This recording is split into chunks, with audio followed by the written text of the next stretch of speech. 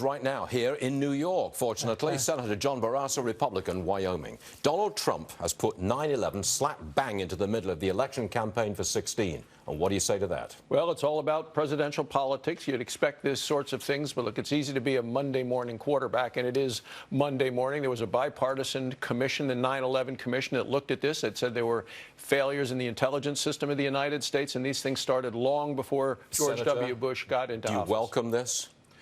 We're going to see more of this all the way up through the campaigning until we get a nominee. You don't want this, do you? I think we ought to be unifying, multiplying our numbers, not dividing the party. You don't want this, do you?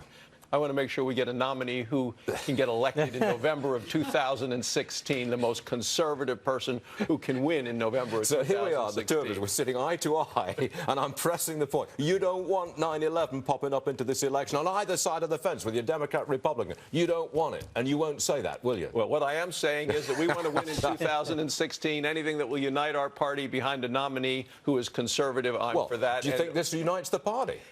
This doesn't unite the party. Thank you. What we need to do is actually take a look at what the Democrats are offering, which is more spending, more government regulations, what the Republicans are offering, more freedom, more opportunity, earned success, not learned dependence, equal opportunity, not equal outcome. And that's what we see the difference when the Republicans debate and when the Democrats debate. And that's why I think we have a very good chance in 2016. Are you right in the middle of the Republican Party?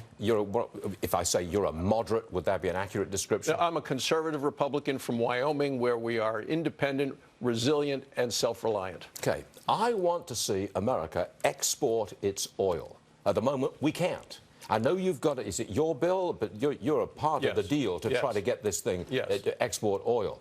You think you're going to make it, or will the president veto it? Well, it passed the House, bipartisan, many Democrats voting for it. So we have big numbers in the House. We have Democrat co-sponsors on it in the Senate. The president has threatened to veto because but at the same time, he's threatening the veto of the United States exporting our own oil.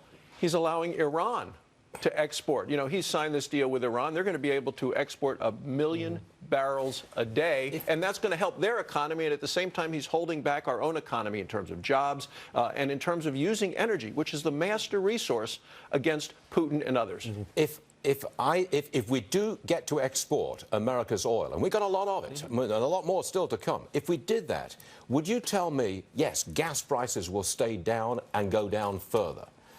Yeah, well, it's not just me. It's, I mean, the Energy Institutes, world leaders who look at this sorts of things say, yes, gasoline prices are down because what we are making in this United States at this time, as a result of the technology, is light sweet crude, which our refineries aren't built to refine. That's what we ought to be selling overseas. There are opportunities to do that. We have friends around the world who want to buy it. And our gas prices would stay down and drop some more if we could export freely all over the world. It would actually help add to the world's supply and would lower and keep prices down in the United States. It would.